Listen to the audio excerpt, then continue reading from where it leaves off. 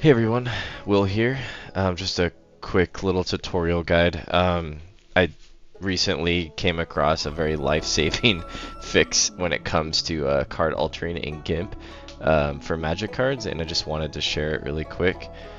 So yeah, I'm just gonna try to make this video quick. So the first thing that I've done that's a lot different is I actually don't really use Cardconjurer for much more than the text and the initial frame creation. So what I mean by that is on my current project that I got going on, I actually have all my frames pre-made with their obviously being like transparent and everything.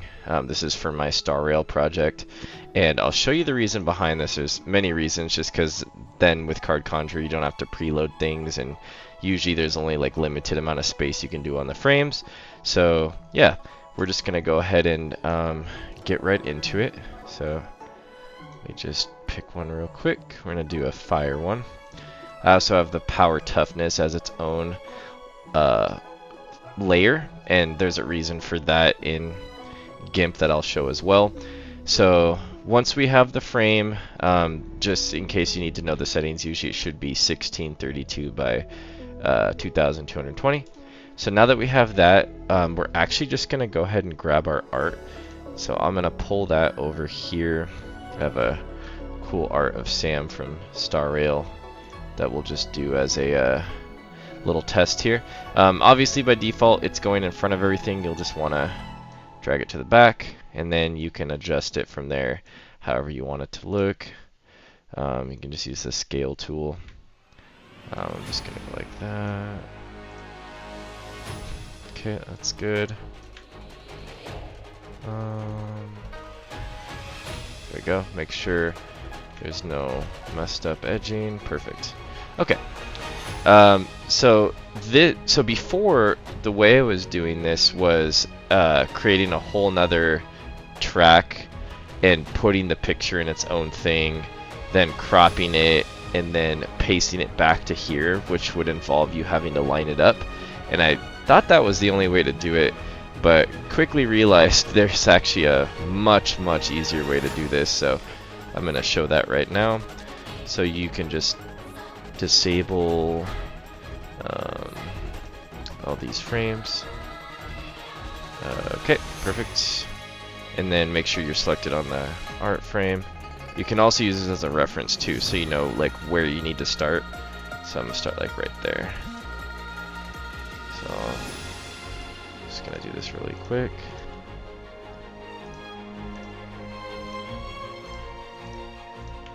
Okay. I know this unfortunately this process isn't any faster, but when you see how much easier this is, you'll thank me.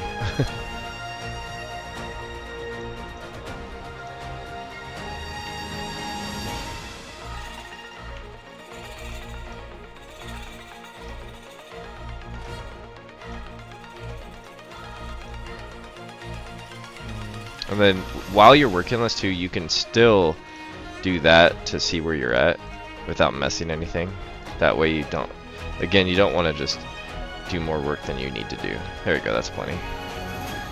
So right there, copy it, make sure you're selected on the right thing. Then all you have to do is click onto this, enable it, paste it, and right click anchor the layer. And that is the cleanest way. It'll always be perfectly lined up.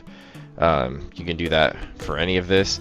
And you can enable that. The reason why I like to have the power toughness as its own layer is because if you did over the top, say you wanted this whole frame of Sam to be like over the frame, you could do that, but it also would go over your power toughness if it was all together, and it looks really weird like that without this.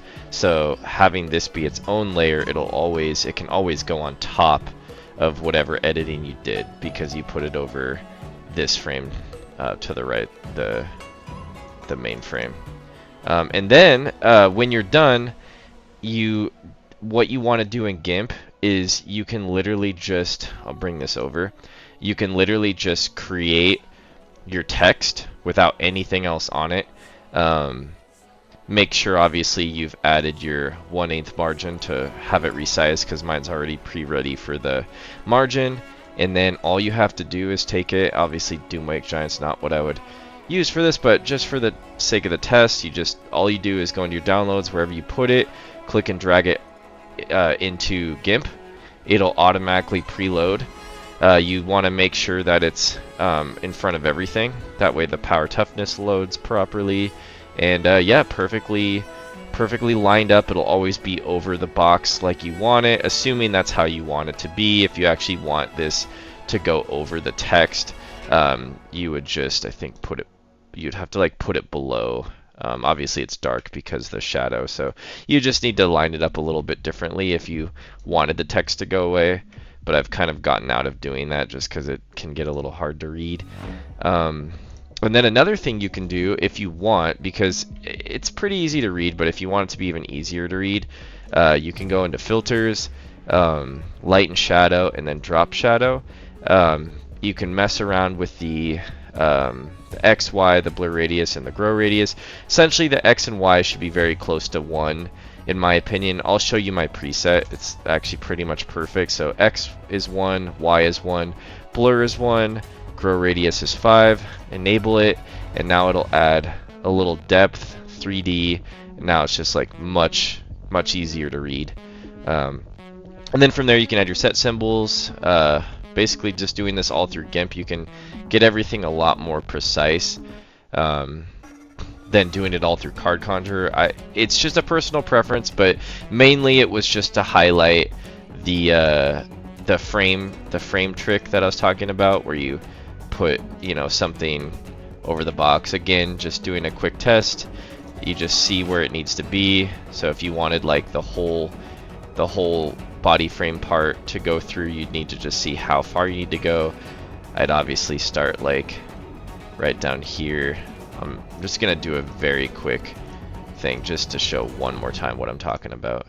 I'm not really caring to be too precise. And then again, you can go off to the right, enable, to see how high you need to go, assuming you want the whole thing. Now the way Sam is, it looks like with his hands crossed, or with her hands crossed, because if you don't know, Sam's actually female, kind of like Sam is. I'm just gonna do the body part rather than the hands. I'm gonna have the hands basically like be in the background. That's tall enough, perfect. So right to there. Disable that again. And again, it might not look perfect because I'm not really caring to get it that precise, but it'll still look good.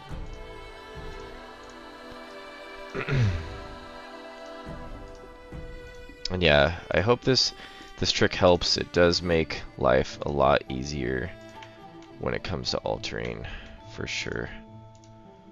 Okay, finish that. Boom, boom, boom, boom. Okay, copy it, go up to your frame, enable it, just click paste, anchor, you don't have to move anything, and boom.